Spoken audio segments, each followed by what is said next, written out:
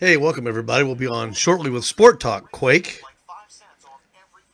and Cowboy Joe on WGOW Sport Talk 102.3 The Talk Monster here in Chattanooga. If you are watching out of town, you can watch it. You can listen as well. WGOW.com.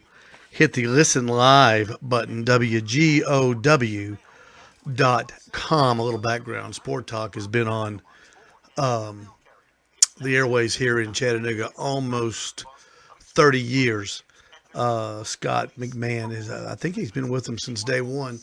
It's a tradition here in Chattanooga, really like nothing else. It's an incredible run for a local sports show, especially when you've got one of the guys that have been there since day one on the show.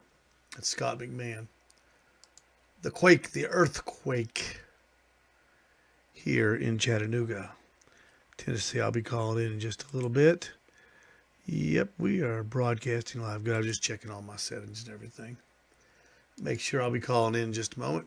They'll put me on hold and we will do it. It's a lot of fun.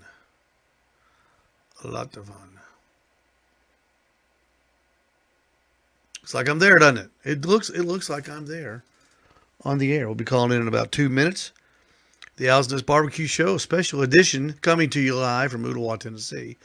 We'll be appearing on WGOW 102.3 The Talk Monster here in Chattanooga, Tennessee. Sport Talk, one of the longest running sport talk shows in the nation. Not just in Chattanooga, in the nation. Comes to you live every day from 3 until 7, Monday through Friday, on The Talk Monster. Been a staple here for 30 years. Started on the AM side, jumped to the FM side around probably 89 or so. No, I take that back, about 86. Let's see, I've been up since 83, about 86. 87 has been on the air since. Incredible run by anybody's standards. But we'll be going on in just a moment. We'll be talking about brisket, chicken wings, and things of that sort for the Super Bowl. And be a lot of fun. Be a lot of fun. The National Football League. Who's everybody got? Who's everybody got? I've got Kansas City in all my polls. Hey, John Selmer, welcome. Good afternoon to you, sir. Glad you joined us. Kind of a lazy, overcast, cold Friday afternoon here in Chattanooga. All right, let's go to the board. We'll give Joe a call, make sure this goes through.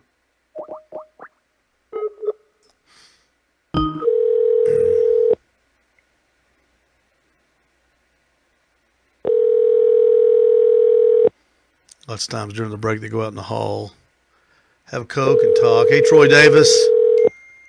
Good to see from you. Good to hear from you. Thanks for joining. Alan.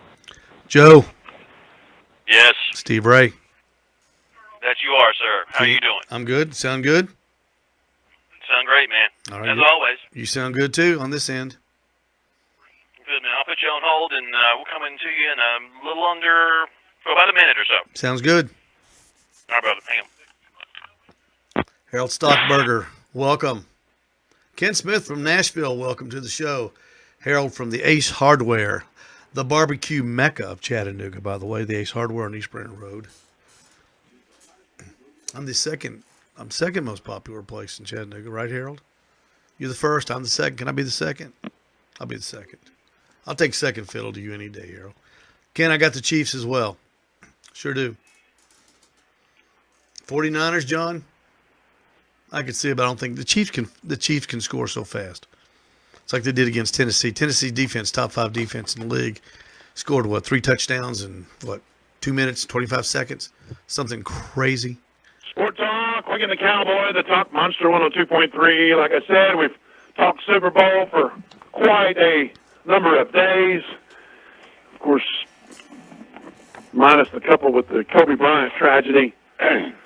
It's time to talk food because we're going to win the food game on Sunday. I don't know who's going to win the football game, but I know I'm going to win the food game. Take the over. Take the over. That's right. You want a guaranteed win? Take the over on the Super Bowl food. Whatever you want, right? So Steve Ray from Owl's Nest Barbecue Show, he is live right now on Facebook. his Facebook page, and of course it's an Owl's Nest Barbecue, and live to YouTube. So Steve, we appreciate you as always. We like to call it the big meat section because you tackle the smokers, grills, big green egg, that type of thing, and whatever the heck you want to throw on it. It always tastes good when it comes off the Absolutely. Owl's Nest Barbecue stuff. You guys doing all thanks right? for the time this afternoon. You bet. What's your plan Sunday? Man, we haven't decided what we're going to do quite yet. We've got the clubhouse out here, but they've got it rented out. Isn't that weird? Oh, So darn. I know. So we usually have a Super Bowl party at the clubhouse, but anyway, I think we're going to do the wing thing, and I think I'm going to do a brisket, and we're going to serve Texas style brisket, really non fluffy stuff, just real basic Texas style barbecue. I think we're looking forward to So that. when do you, if you want the food to come out for the kickoff or whatever, then when do you start with the brisket and kind of tell the folks, dumb it down for us, if you will, to tell the folks how Yeah. they can maybe have brisket on the menu Sunday. You can do this, Scott, with one vessel. I know you've got an egg, and I kind of did this with the big green egg in mind, but you can do it on any vessel. First thing you want to do is set that fire at 285 degrees. All right, I know you probably, I don't know if you smoke that high or not, but you can do it. And make sure if the Super Bowl's at 6, I'd say friends will start arriving about 5 o'clock. Super Bowl's at 6:30, so 5 o'clock probably. You'll want to get that brisket on by 5 o'clock in the morning, or about 6 o'clock in the morning. At 285, that thing's going to cook nice. So what I would do the night before, trim that brisket up really good, and put kosher salt on it, on both sides, and put it in a metal pan, put it back in the refrigerator, fat side up, and let it sit there overnight. And after you get your smoker set and that temperature up to 285, take the brisket out, put your, I call it the Texas Trinity, pepper, salt, and garlic. You can do that, mix it up yourself. We sell it out at our place, the Butcher Barbecue Steak and Brisket Rub, however you want to do it. But get it on there and then put it on the smoker. By 12 o'clock, Scott, that brisket at 285, if you cook a full packer, which is what you ought to be cooking, a full packer brisket, which will be about 14 to 13 pounds, it'll be ready to wrap at about lunchtime, about 12 o'clock. When it hits when it hits 165, you're going to take that brisket off, put it on a couple of heavy duty sheets of aluminum foil, put some butter on top of it. That's fat side up now. Put some butter on it, and then put some beef broth around it, and wrap that thing up really good, Scott and Joe. And I mean, wrap it up tight, and put it back on the smoker at 285. And check it about every hour. And I'd say by 2:30 or 3, that brisket's going to be ready. So you start at 6, you'll be pulling it at about 2 o'clock, okay? That's about an 8-hour cook. And, Scott, I'm sure you've done a brisket. That's pretty quick. So, So what you'll do then, Joe, is take that brisket, wrap it up in a towel. Okay, any towel, dude. Don't even open it, Scott. Don't even open it and look at it. Just trust me, okay? Just trust me. Just wrap it up in a towel and throw it in a small cooler. Put the top down and forget about it. So you're saying swaddle it like a little baby. Swaddle it just like a baby, exactly, Joe. Because it's gonna be cute as a baby when you get it open. I promise you. Now that way, set your grill up then for your chicken wings. Okay, so your grill's gonna be done basically at 2:30, 2 to 2:30. So then you got some time because you don't want to put your chicken wings on then because when chicken wings sit there, the skin gets soft. But you're gonna be cooking at 285. And let me just say this. If you're used to cooking at 230, 240, you're going to be surprised how much quicker your meat cooks. So your window of opportunity, if you make a mistake, closes. So you're really going to have to monitor it pretty good. But you're going to be right there because you're going to be getting other stuff ready anyway. And I'm going to assume that everybody has a helper. So you don't have to worry, Scott, about sides, potato salad, celery, all the other stuff that goes with it. Hopefully your wife, You're girlfriend. concentrating on big meats at this point in time, right? Exactly right. You're concentrating on that. So put those chicken wings on. If I'm having people over at 5, I'm going to put them on at right about probably 4 o'clock because I want to be cooking when my friends get there. There's nothing wrong with just showing them what you've done. Kind of show off, Joe. I know you've got that in. I watch Nooga, the Nooga Burger Tour all the time, man. You know what I mean. Show off a little bit. Got to show it off. Yeah. and do those wings, and just put on those wings. Don't put anything but salt on them when you put them on the smoker. Just salt only, nothing else.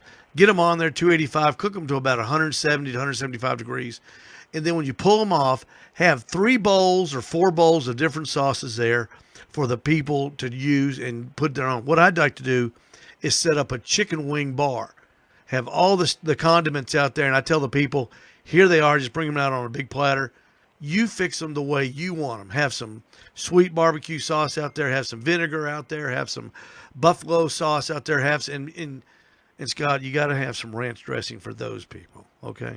All right. All right. Let's ask that. I'm a blue cheese kind of guy. Yeah. But yes, there's ranch people out there. Yeah. I think you were a ranch dressing snob. For those- I knew you would have an opinion about it. For those people, they always show up, and they've all usually got a date too. So have them ready, all right. But that way, and then Scott, this is the great part of the party. When your friends are there about 5:15 or 5:30, you go get that brisket out of that cooler and you bring it in that towel, and have a cutting board somewhere right in the middle where everybody can see. Take that thing out, take the towel off, throw it away. Take the foil off, save the juice into a bowl or something, because that juice will come in handy when you want to put the slices in it to keep it moist, because brisket dries out really quick. But then you put that brisket on that cutting board, and it's going to sit there. It's going to look like a monument. And while the people are looking at it, I want you to poke it, Joe. Poke that brisket. Yeah, okay. Because you know what? It's going to be rendered so perfectly. That fat is going to jiggle, all right? And it's just going to sit there, and it's going to jiggle on that cutting board. And then, Scott, find out which way the grain runs, slice it against the grain, have some Martin's sandwich buns on hand, and what I do is I put the meat right on the Martin's, and I close it up. I don't put anything on, and just hand them out, to the people. God, that sounds good. Oh, It they really will. does sound good. Meat, Jiggle and all. jiggling all. Meat and bread, that fat will be jiggling. And, cut halfway through it. When you get done with the flat, turn that brisket a quarter turn, because then you're going to be into the point. And that's the best part. Save that part for you and your family, or the people you like best. Right. Don't give all the people. Right, All the people that came to the Super Bowl. You got to party, turn right? that brisket just a quarter turn, slice it, and that juice will come pouring. I mean, it'll come pouring out of there. Now get ready, okay? Because all the women are going to be looking at you with these loving eyes, and all the guys are going to be looking at you out of sheer jealousy. And the women, Exactly. and the women are going to be turned to the guy saying, "Why can't you do that?" That's what's going to happen, and that makes That's the winning edge right there for your Super Bowl party. and that is. And we're talking about spare ribs too. Again, 285. You got 3 hours to do spare ribs. That's all it takes. An hour and a half in the smoker. Take them out, wrap them in foil. Again, put butter and honey and a little bit of apple juice in there with that rib. Wrap it up tight. Put it back on the smoker for another hour and a half at 285, Joe and Scott. That'll be that rib will be 210 degrees, and that's what temperature you're looking for on the brisket as well. Is 210 degrees. Right. And those ribs will be 210. I would say this, and I want to get your reaction to it. I would say this: don't take a rack of ribs and go to your gas grill and put it on there and flip them a bunch of times for an hour or whatever it is. That you're doing yourself a disfavor. You're doing yourself an injustice by doing that. Not that you have to smoke. If you don't have a smoker or whatever, man, put it in aluminum foil. Yep. Cook it in the oven for a couple hours first to tenderize it. Then put it out on your, I'm talking about 3 hours, 3.5, and then put it out there on your gas grill and flip it over a couple times, maybe 30 minutes to just kind of, what am I saying? Charcoalize or what do you? Yeah, get a little flavor stripe on it.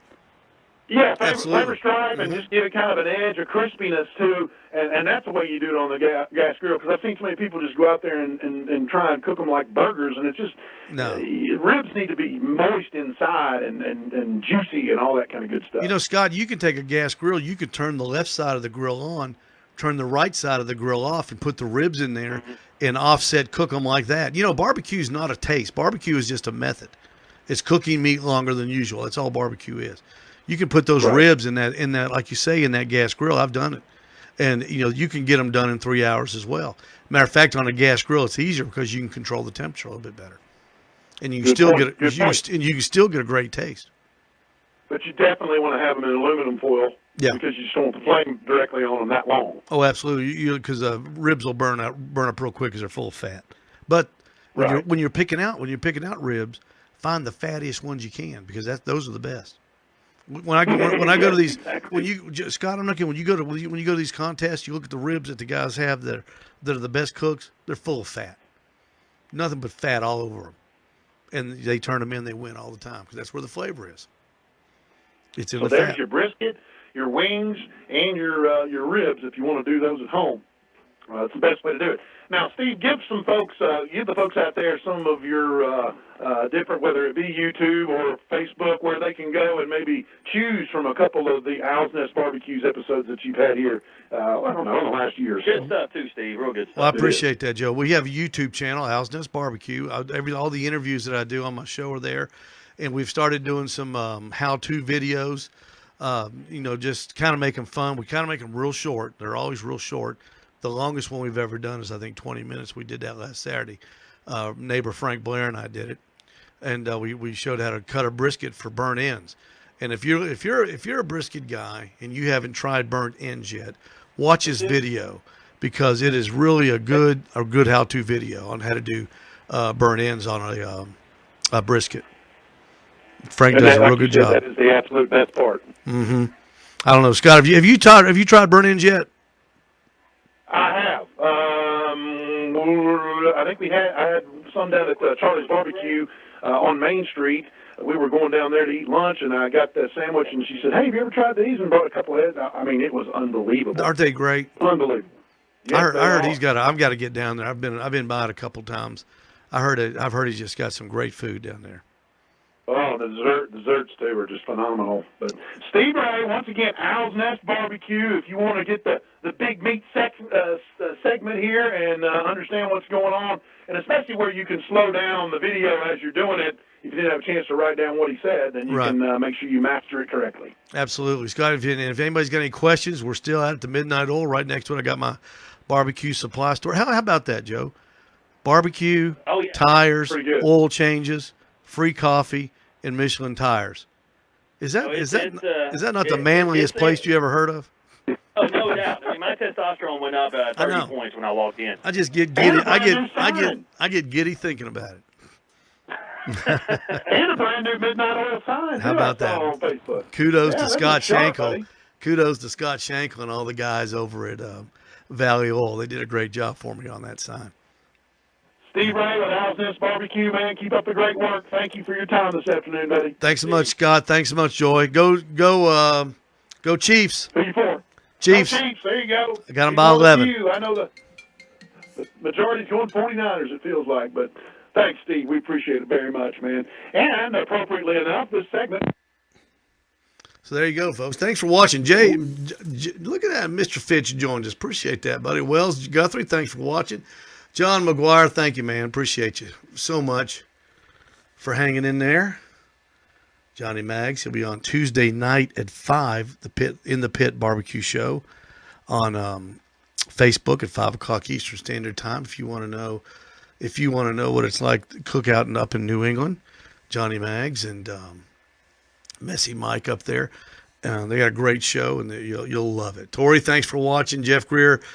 Diego, my carpenter extraordinaire, thank you so much. We appreciate everybody watching, everybody listening. We got to roll. We'll talk to you soon. See you tomorrow on the Owl's Nest Barbecue Saturday show.